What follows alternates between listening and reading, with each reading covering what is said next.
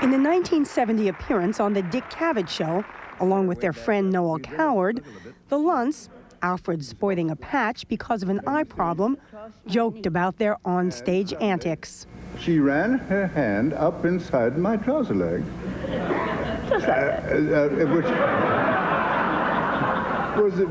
The audience was delighted with the business, and so was I. This is the master bedroom. This is the Lunt's bedroom. Lunt and Fontanne had no children, and despite their passion in public, there were always rumors about their private lives. A lot of what you read about them now suggests that perhaps he was homosexual, she may have been sort of not interested or even a lesbian. What's the evidence about that? You know, there's conjecture, and I've never seen any evidence. I think that what we do know is that it was a very true and devoted marriage, that whatever else they may have had in terms of complexities of their sexuality, nobody thinks that the marriage was a sham. Their spats were legendary too, almost always about acting.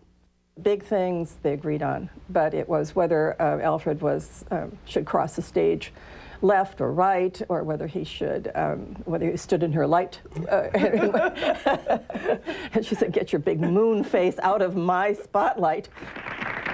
They spoofed themselves in The Guardsman, a movie about an acting couple. It's a nice place to start an argument. I'll start anything I please, anywhere I please. Not with me, not with me. You're on my dress. Then why don't you get out of the way? Why don't you get out of the way? But that was the only major film they ever did together. They said they preferred playing before a live audience, hated the slow pace of filmmaking. There's the sort of famous story when they eventually got an offer for almost $1 million from Universal Studios for a 2-film deal, and this was in 1932. And Lynn sent them a telegram that said, "My dear Mr. Laemmle, we can be bought, but we cannot be bored." And that was it. They didn't want to do film. They were, however, happy to do product endorsements. Lynn advertising beauty products, Alfred, who was a gourmet cook, touting beer. And of course, they kept acting on stage. But always they returned to Genesee Depot, where Alfred had first picnicked as a boy. Did Alfred see this place as a retreat, somewhere where he could always come when he was exhausted from performing? I think so. But then Lynn saw it. And I think Lynn began to see it as, oh, my English estate. They built a pool, a separate house for Alfred's formidable mother, created this sumptuous dining room. But what you are seeing today is a minor miracle. Just a few years ago, the whole place was a shambles until a Wisconsin citizens group jumped in, purchased the property from the Lunt's heirs, and restored 10 chimneys.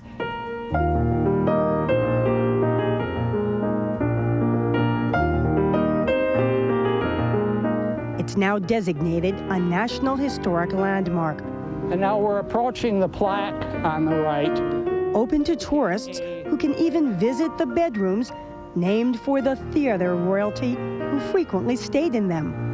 Noel Coward, Helen Hayes, Laurence Olivier.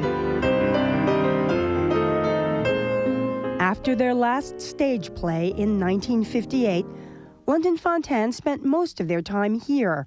No, sit down. Venturing out for an occasional TV appearance, as in The Magnificent Yankee, where they played Mr. and Mrs. Oliver Wendell Holmes. Not to measure things by our fears, but by our faith. Now you're beginning to come out from behind those beautiful white whiskers. Alfred Lunt passed away in 1977. After his death, Fontanne was seen in public only occasionally, as when she accepted a Kennedy Center honor for both of them. In her later years, this was Lynn Fontanne's favorite spot. It really was. She would sit here in this chair right back there, and she would just spend hours looking up at the pencil drawing of Alfred. And she said in an interview close to the end of her life, and it had been almost 6 years since Alfred passed away, "I miss him every single day." Lynn Fontanne died in 1983 at age 95. But through this house, the memory now lives on of the greatest acting couple in the history of American theater.